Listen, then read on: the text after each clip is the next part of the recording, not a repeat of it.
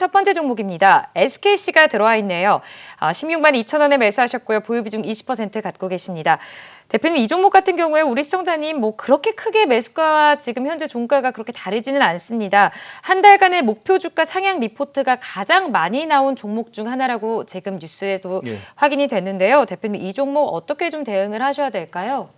일단 2분기 실적 발표가 나왔네요. 네. 2분기 실적 발표가 사상 최대라고 또 나왔어요. 2분기 실적 발표가 나왔는데 영업이익이 여기 잠깐 화면이 좀 작은데 이거 한 번만 좀 잡아주신다면 60%가 1, 4분기 대비 증가한 1,350억에 나왔습니다. 글씨가 좀 작으시죠? 요거 그래 저기 한데 그리고 작년 대비는 169%가 2, 4분기 영업이익이 증가가 되었어요. 당기순이익은 771억 원으로 1, 4분기 대비는 26% 늘어났고요. 작년 79억 대비는 무려 880%나 급증이 나왔습니다. 근데 이제 실적 발표가 8월 4일날 발표 이후에 주가는 한번 위쪽으로 그냥 잠깐 올라갔다가 그렇죠? 네. 그리고 어제 이제 음봉이 나왔는데 그러면 음봉이 나오고 못 올라가니까 많은 분들이 이렇게 이제 달라붙었다가 실망 매물로 쏟아내는 경우들이 개인 투자자분들은 많아요. 왜냐하면 보통 매매를 분봉 보고 하시거든요. 네. 그런데 여러분들 맨날 얘기하시는 게 그거잖아요. 기관이 사야 된다, 외국인이 사야 된다. 근데 분봉 보고 매매하는 외국인 기관은 대한민국에 없고 거의 전 세계에 없습니다. 그들은 모니터나 차트를 보지 않는 사람들도 있어요. 절반 이상은. 그럼 뭐를 보느냐? 그냥 시장 상대평가를 좀 많이 보거든요. 그런데 SKC가 상대적인 그동안 많이 올라온 거는 맞습니다. 그래서 뭐 이게 코로나 때 5만 원이었는데 지금 16만 원인데 지금에서야 내가 투자해서 돈 벌겠다 이렇게 달라붙으시는 분은 제가 봤을 때는 없을 것 같아요. 그러면 그냥 매매로 보는 게 맞다고 보여져요. 그리고 지금 상태에서는 보시니까 16만 2천 원에 사셨잖아요. 그러면 이제 지금 1,000원 차이인데 굳이 20%니까 뭐 비율도 적당하고요. 실질적으로 이 정도 실적이면은 잠깐 좀 버벅거리는 거는 있을 수 있지만 17만 원 넘어서 한번 슈팅은 나올 수 있다라고 보여집니다. 특히 SK 그룹이 요즘 들어서 이제 SK 네트워크, SK 참 이노베이션 회사 분할하지 않습니까? 그래서 거기에서 실망한 자금들이 주로 이제 K바이오에서 SK 바이오 쪽으로 간다든가 아니면은 지금 이제 SK 머티리얼즈나 이런 SKC 쪽으로 방향을 많이 좀 돌리고 있습니다. 하이닉스도 못 가고 SK 이노베이션은 회사를 어떻게 보면 노른자 빼가지고 다른 쪽으로 넘기는 작업이기 때문에 그래서 9월 주총 때까지는 지금 일부 기관들은 배임 문제, 배임 정도로까지도 거론해가면서 강력한 반발을 보이고 있어요. 그래서 하이닉스라든가 하이닉스는 문제적인 건 없지만 반도체가 사실 그렇게 지금 D램이 우리나라가 경쟁력 있는 건 아니거든요. 사실 중국의 운명에 달려있기 때문에 그리고 이제 SK 이노베이션인데 결국은 그것을 사유화시키는 물적 분할시켜서 기존 주주들은 배제하고 그런 단계로 가서 주총까지 좀 여러 가지 단계가 있을 것 같습니다. 그러면 남아있는 것은 바이오 쪽하고 SK 이렇게 머티리얼즈나 소재, SKC 이런 쪽인데 SKC의 실적도 긍정적이고 그리고 손절은 대신 좀 짧게 잡으셔야 되겠죠. 그렇죠? 예, 이 정도 라인. 예, 여기가 7월 9일 금요일 날이네요. 그렇죠? 저가가 15만 2천 원인데 손절은 좀 짧게 잡으시고 대신 목표 수익률은 조금 더 길게 잡으셔도 될 것 같습니다. 뭐 어차피 신고점이잖아요. 그러면 저 실적에 한 번에 뭐 19만 원이나 20만 원 선상까지도 저는 보는 것이 맞지 않겠나. 대신에 아주 뭐 장기 투자로 보시는 건 좀 위험할 걸로 생각됩니다. 널뛰기 하는 거 보세요. 그렇죠? 네. 그 앞에도 이렇게 널뛰기가 있었잖아요. 상하 30%씩 예, 도끼팀 형태로. 그렇기 때문에 손절 짧게 잡는 것이 핵심이고 목표 주가도 너무 많이 잡는 것보다는 뭐 19만 5천 원이나 19만 원 전후로 플러스 마이너스 5천 원 정도로 끊어치는 전략으로 말씀드리겠습니다. 네, 보유 전략입니다. 네, 알겠습니다. 보유 전략으로 짚어주시면서 15만 2천 원 선 지지라인 확인하시면서 19만 원 선 전후 정도로 목표가 짚어주셨습니다. 자, 이어서 다음 종목은 ABL 바이오가 들어와 있습니다. 매수가는 2만 4천 원이고요. 보유 비중은 15% 갖고 계시네요. 자, 이 종목 우리 시청자님이 좀 고점에서 매수를 하신 것 같죠? 굉장히 튀어 오를 때 매수하신 것 같은데 최근에 또 면역, 항암, 이중항체 후보 물질의 임상 일상이죠. 일상 시험계획서 승인 소식이 전해졌습니다. 예. 이 종목 이제 조금은 좀 올라설 수 있을까요? 대표님 어떻게 보세요? 네, ABL 바이오가 이제 미국에서 임상 일상이 허가가 됐잖아요. 근데 이제 여러분들의 임상 일상은 사실은 큰 의미가 없는 예, 거예요. 의미가 없어요. 왜냐하면 사법 시험에 원서 접수한 형, 네. 요 정도. 3상까지는 보통 가야 그렇죠. 이게 이제 안정적이다라고 네. 알고 있거든요. 그렇죠? 이 정도 ABL 바이오가 지금 이제 시가총액이 1조 원 되지 않습니까? 9,800억 원이에요. 자, 그런데 실적 한번 잠깐 보고 가실게요. 네. 실적을 보시면은 2020년도에 매출액이 81억 원입니다. 네. 매출액이 81억 원인데 영업이익은 마이너스 596억 원, 당기순이익도 마이너스 556억 원. 그리고 이번 연도도 이제 벌써 1사분기인데 115억 원이 적자예요. 적자 폭이 계속 크잖아요. 매출액은 없는데. 그러니까 이제 이 회사는 사실 거의 로또에 가깝습니다. 왜냐하면 매출액은 100억도 안 되는데 시가총액은 이거의 100배인 1조잖아요. 시가총액이 1조 원에 가깝잖아요. 9,800억 원이니까. 그나마 지금 반토막 나서 얼마 전에 2조 원짜리였습니다. 비슷한 회사 이런 류가 이제 신라젠이라든가 이런 게 있었죠. 물론 주주분들께서는 굉장한 반발을 하실 수도 있겠습니다만 ABL 바이오는 그러니까 이제 현재를 보는 것보다는 앞으로 굉장히 미래지향적이고 한 번 될 거다. 이 기술력이 대단한 회사겠죠. 문제는 겨우 임상 일상이에요.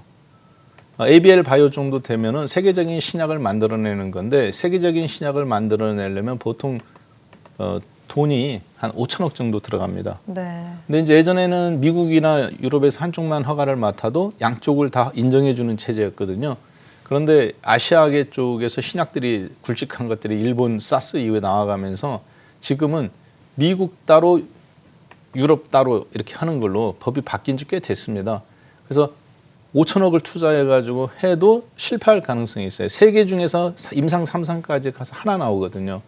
그 10,000개가 임상 1상에 신청을 하면 그 중에서 하나가 이게 이제 글로벌 신약이 나오는 건데 그랬을 때 겨우 임상 1상이잖아요.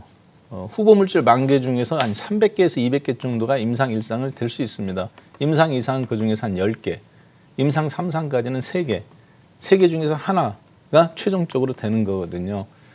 그런데 지금 ABL 바이오는 상당히 기술력이나 이런 건 있다라고 봐야 돼요. 왜냐하면 매출액이 100억도 안 되는데 적자가 500억씩 나고 있는데 시가총액은 9,800억, 1조 원인데 그 1조 원이 얼마 전에 4만 원이었던 작년도에 4만 원에서 지금 반토막 나서 2만 원인데 9,800억 원이잖아요. 그러니까 테크니컬적인 요소를 보시는 분들은 이때 여기가 지지선이고 지지선이기 때문에 한번 강한 반등이 나오지 않겠느냐. 강한 반등이 나올 수 있습니다. 그렇지만 여기에서 망가지면 이 회사는 사실 실체가 없잖아요. 매출액 자체도 없고 기댈 곳이 없단 말이에요. 계속 적자고. 그런 상태에서 까딱 잘못하면 여러분들 보시다시피 회사가 지금 상장 폐지까지는 아니겠지만 언제 어떻게 돼도 전혀 이상하지 않습니다. 그렇기 때문에 그렇다고 해서 이게 어떤 다른 대기업들하고 손잡고 무슨 뭐가 되는 게 아니잖아요. 그러니까 예를 들어서 돈은 계속 쓰지만 다른 쪽에서 돈을 벌어와서 2차 전지 같은 경우 아직도 적자지 않습니까?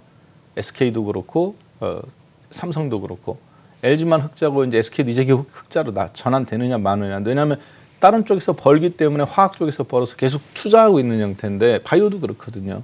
근데 이 회사는 지금 어디 대기업이 아니잖아요. 뒤에서 돈을 대줄 만한 회사가 없어요. 그러면 언제 어떻게 될지 사실 모릅니다. 이러다 시장이라도 꺾이면 그건 순식간에 주저앉을 수 있는 상황이기 때문에 각별히 이 지금 보시니까 15% 가지셨는데 24,000원에 저라면 그냥 깔끔하게 손절하겠습니다. 이런 종목은 얼마 안에 안 움직인다든가 그리고 반드시 손절 라인을 꼭 지켜주셔야 돼요. 차트를 보면 꼭 올라갈 것 같잖아요. 근데 그 미래를 버리셔야 됩니다. 물론 폭등 나올 수 있어요. 그렇지만 투자를 하시는 거지 도박을 하시는 게 아니잖아요. 약간 도박 성향에 가깝습니다. 지금 봤을 때는 좀 빠져나오시는 것이 어떨까 그렇게 생각이 듭니다. 네. 네, 알겠습니다. 손절하시고 매도해 보시는 전략이 좋겠다라고 짚어주셨습니다. 자, 이어서 다음 종목도 보도록 할게요. 롯데 정밀화학이 들어와 있습니다. 매수가는 71,300원이고요. 보유 비중 20% 갖고 계십니다. 대표님, 이 종목 같은 경우에는 지금 우리 시청자는 크게 종가와 매수가가 차이가 없긴 하지만 또 뭐 연기금이 한 달째 집중 매수하고 있다라는 종목으로 또 나와 있습니다. 이 종목 앞으로 어떻게 대응하셔야 될까요? 네, 이 롯데 정밀화학은 사실 신동빈 회장님의 경영 능력에 대한 성적표입니다. 그래서 이제 우리가 흔히 이제 농담으로 하는 얘기가 그런 거 있죠. 삼성바이오로직스는 이재용 회장님의 라이언 일병이에요. 삼성그룹 전체가 라이언 일병 구하기 형태. 삼성바이오로직스 주가에 대해서 뭐 누가 안 좋게 얘기한다든가 증권사가 그러면 어쩌면 직접적인 건 아니지만 업계의 소문은 그렇습니다. 광고 끊고 그 증권사에 광고 끊고 뭐 끊고 다른 삼성그룹주 매매 안 주는 거죠. 삼성보험 같은 데서 증권사 입장에서는 기관 수익률이 수수료가 대가 떨어져 나가니까 네. 사실 매도 보고서도 안 내는 경우가 많아요. 자, 그런데 롯데정밀화학은 신동빈 회장님의 사실은 이 인수한 회사거든요. 신동빈 회장님이 회사를 인수해서 이 회사를 지금 잘 키웠고 하이마트하고 그리고 이제 롯데 같은 경우 굉장히 이 정밀화학을 이제 삼성 정밀화학으로부터 또 이제 그 받기도 했고 그 전에 또 M&A도 했고 그래서 지금 보시면 꽤 괜찮은 성적도 나오고 있습니다. 문제는 뭐냐? 이게 지금 한 4년 만에 고점 근처에 다다랐잖아요. 차트 보시면 여기 2018년도 종합주가에서 2,600포인트 자리에 지금 여기 71,000원에서 맞고 있는데 보니까 매수 가격이 71,300원인데 네. 20%예요. 뭐 엊그저께 사셨던 것 같은데요. 뭐 철학에도 한번 들어가 볼 만한 종목이지 않았을까 싶습니다. 이 지금 눌림목이나 종합주가지수 상황이나 현재 그런 것을 고려해 본다면 그런데 일단은 국제유가가 지금 70달러가 깨졌지 않습니까?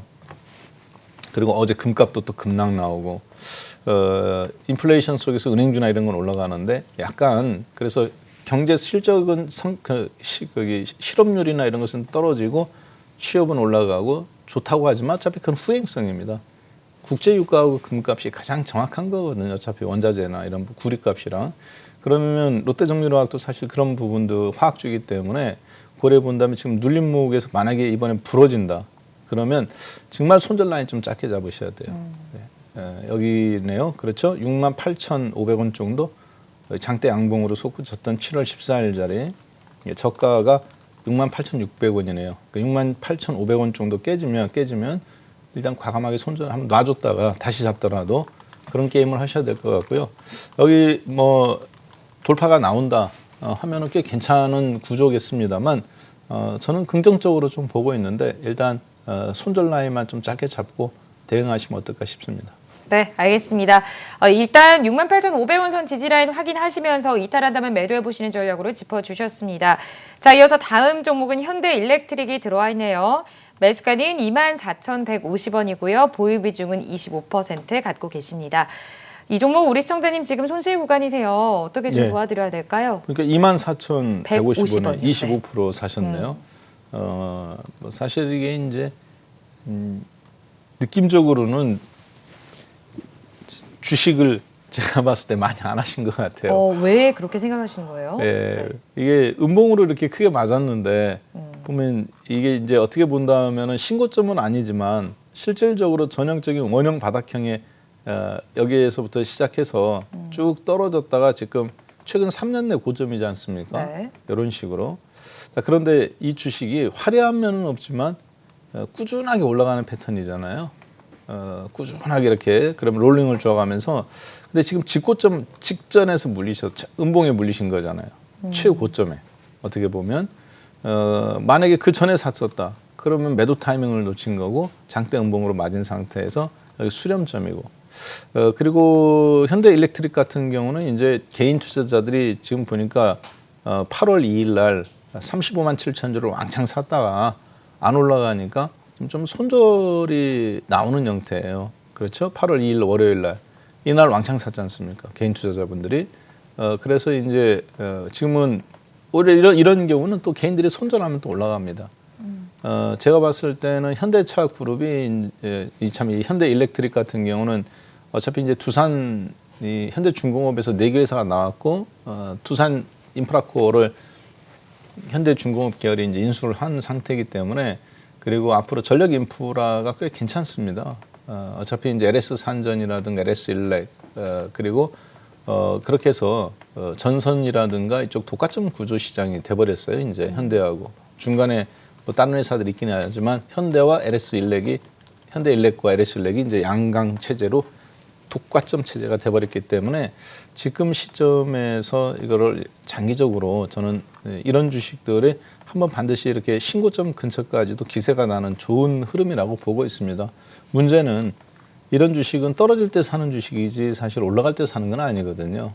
그래서 약간 가격 변동이 살짝 있을 수는 있습니다. 그리고 지금 땅바닥에 사신 것이 아니니까 좀 조심하시기는 하되 문제는 떨어졌을 때 더 살 수 있느냐는 거예요. 독과점 시장인데 많이 오른 것도 아니거든요. 뭐 10,000원에서 이제 겨우 뭐 20,000원이니까 바닥부터 본다면 5,000원이지만 이건 의미가 없는 거고요. 실제 거래가 가능한 지점은 10,000원입니다. 그러면 다른 거에 비해서 그렇게 오른 게 아니에요. 그러면 오히려 이렇게 겁주고 이렇게 좀 덜컹덜컹 거릴 때 조금 더 모아나가야 되는데 지금 25%예요. 조금 비중은 좀 높습니다만 저는 5%라도 더 약간 더 채워넣기를 말씀드리도록 하겠습니다. 추가 매수입니다. 첫 번째 시청자님 연결되어 있다고 하네요. 만나볼게요. 안녕하세요. 안녕하세요. 네, 반갑습니다. 시청자님 오늘 어떤 종목 고민이실까요? 네, 신일전자요. 신일전자 매수가 보유 비중 어떻게 되세요? 네, 보유 비중은 50%고요. 50%. 네. 네, 단가는 2,200원입니다. 2,200원이면 조금 손실 구간이신 것 같은데요. 네, 혹시 언제쯤 최근에 매수하신 건가요? 네네. 혹시 매수하신 특별한 이유가 있으셨어요? 아, 이게요, 그때 파세코하고 뭐 신일전자 이런 게 이제 여름 수혜주로서 그렇죠. 네. 네, 괜찮다 그래서 샀는데 지금 빠져 있어가지고 이게 오를 수 있는지 궁금해서요. 네, 알겠습니다. 과연 이게 더 올라줄 수 있는지 대표님과 함께 좀 자세하게 상담 도와드릴게요. 네. 네, 감사합니다. 자, 신일전자 우리 시청자님도 알고 계시는데 이 네. 폭염의 수혜주가 아닐까 싶거든요. 네. 선풍기 판매도 있고. 그런데 급등을 했다가 지금은 좀 주저앉은 모습입니다. 우리 네. 시청자님 지금 매수가 비교했을 때 앞으로의 대응 전략도 짚어주시죠.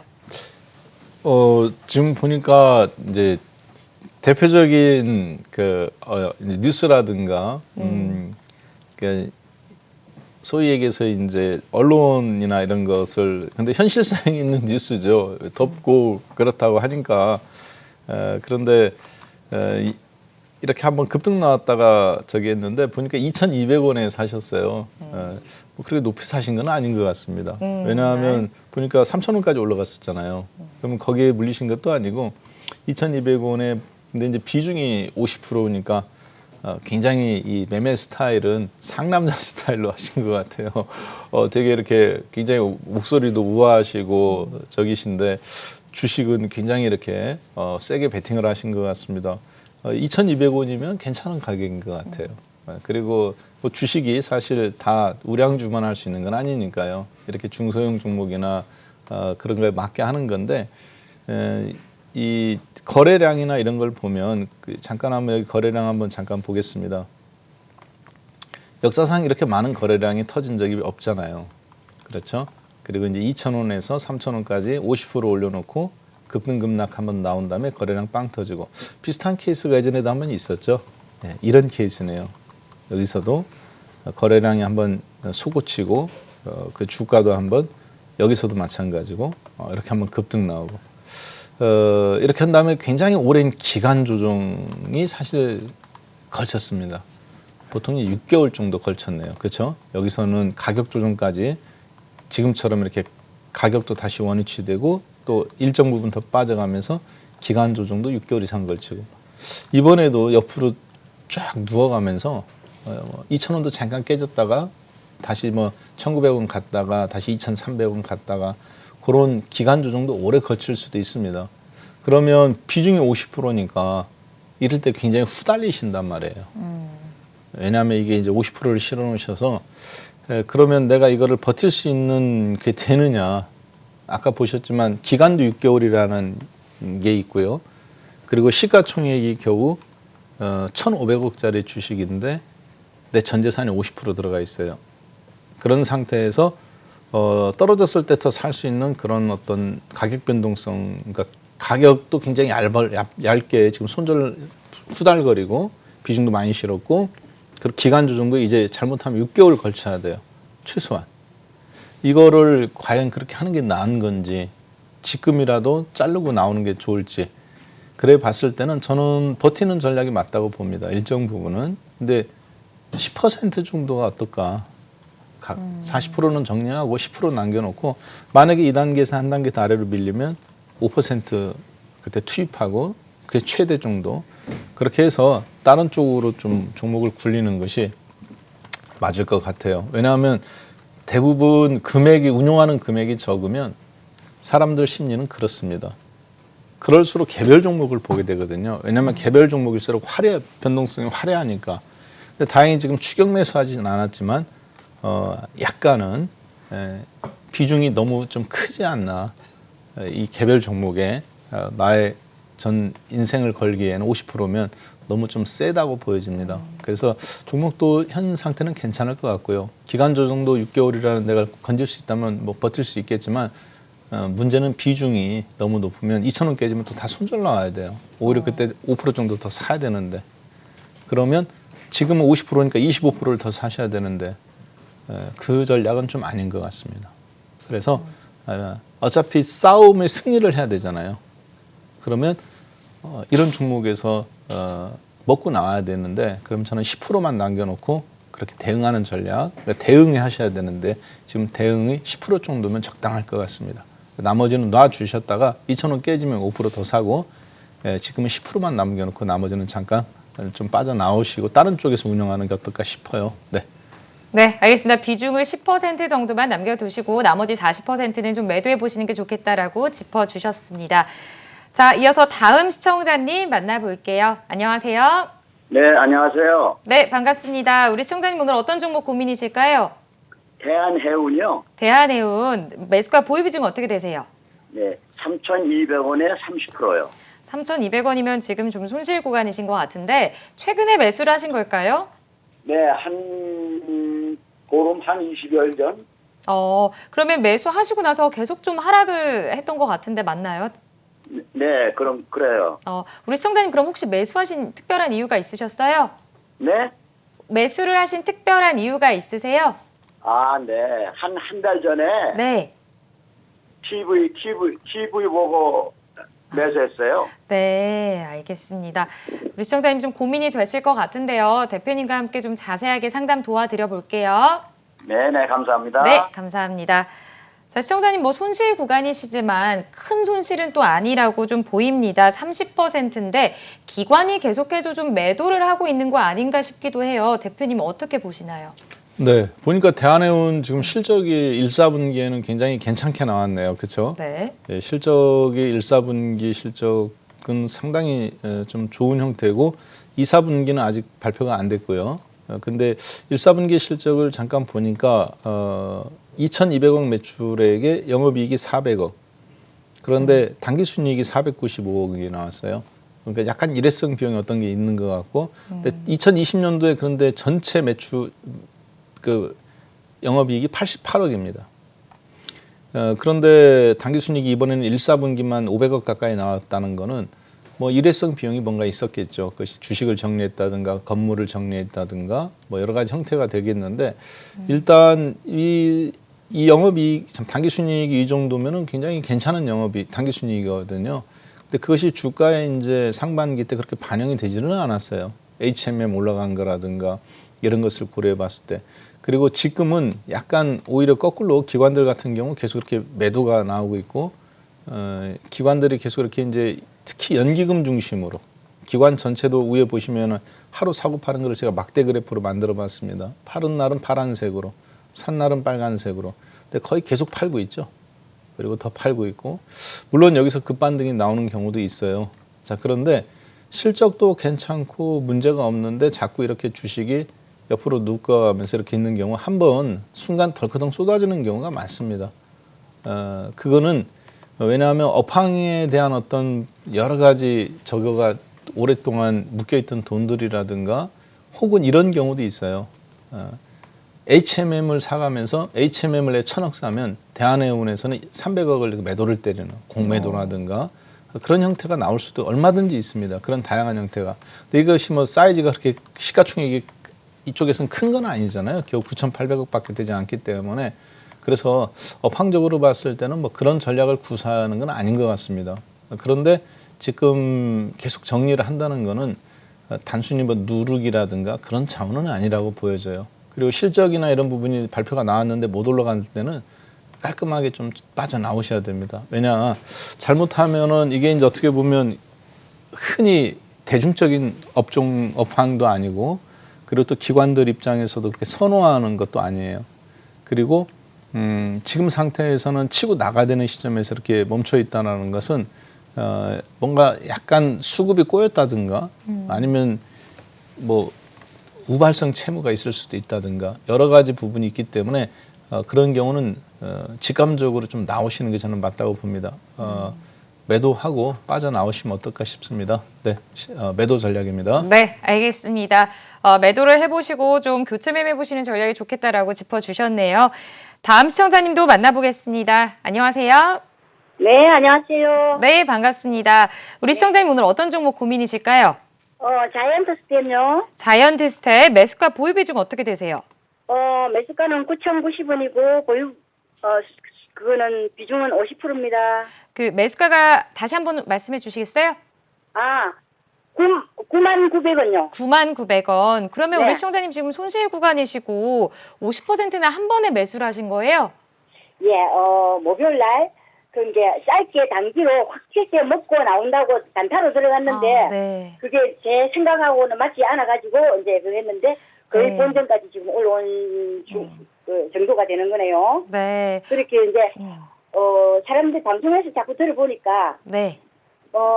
지금 이제 거의 많이 올라가는 그 메타버스 주는 거의 건물이라는 식으로 자꾸 이야기를 하기 때문에 네. 마음이 자꾸 두려운 거예요, 지금. 네. 그런데 어느 분이 월요일 날 그거 하는 정치하시는 분들 중에서 이 메타버스를 가지고 무슨 뭐 흥행을 일으킬 재료가 있다는 식으로 네. 그 자이언트를 메타버스 이야기를 수혜주. 하더라고. 네. 그 메타버스 중에서는 기계적으로 이게 이제 아주 기술력이 좋다고 그렇게 보라 그래서 그렇게 해서 샀는 거거든요. 네, 걱정이 좀 되실 것 같아요, 우리 시청자님. 그리고 비중도 많기 때문에 박한생 대표님과 함께 어떻게 좀 대응을 하셔야 될지 자세히 짚어드릴게요. 네, 알겠습니다. 네, 감사합니다. 자, 우리 시청자님 지금 소위 말해 단타 네. 매매죠. 단타 매매로 짧게 들어갔다가 바로 나오시려고 했는데 물려버리셨어요. 네. 그러기에 비중도 굉장히 높으시고 메타버스 수혜주라고 말씀을 하신 거 보니까 그래도 종목에 대해서 이해를 하고 계신 것 같은데 네. 굉장히 또 비중이 많기 때문에 걱정이 됩니다. 대표님 어떻게 도와드려야 될까요?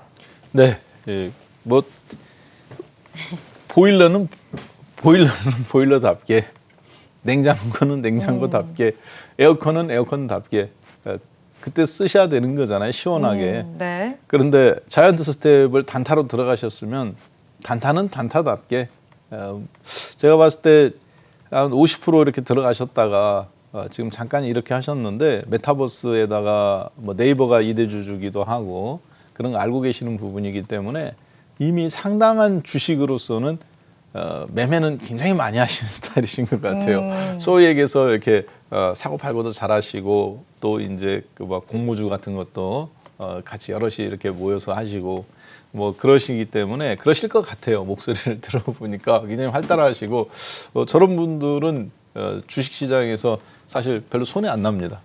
그런가요? 그럼요. 네. 예, 왜냐하면 사람이 왜 주식에서 손해가 나시는지 아세요?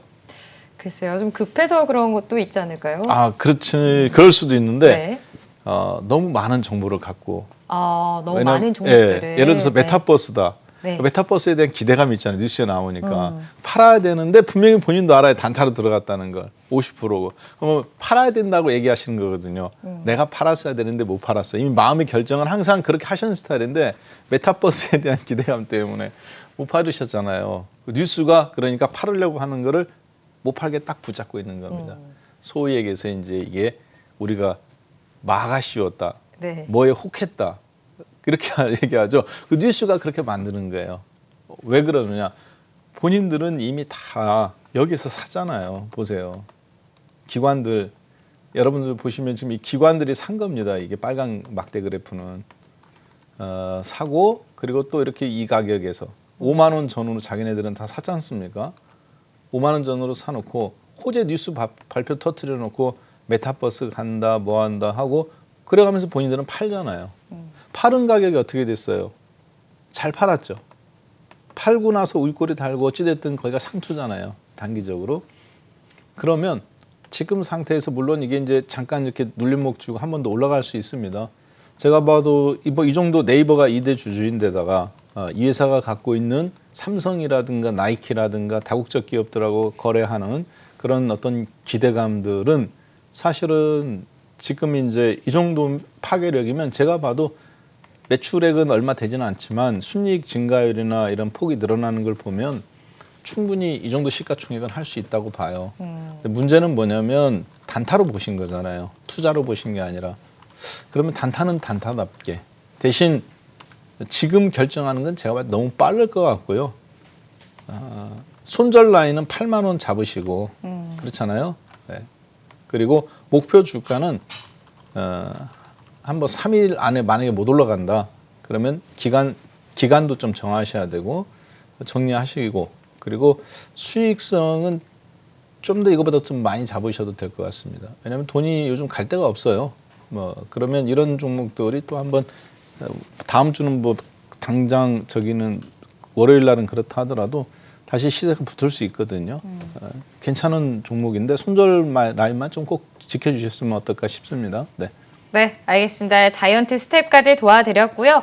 지금 이제 시간 관계상 전화 상담은 여기서 이만 마무리해 보도록 하고요. 문자로 들어온 종목들 좀 보고 갈게요. 아난티 들어와 있습니다, 대표님. 11,600원에 우리 시청자님 매수하셨고요. 네. 30% 보유하고 계시네요.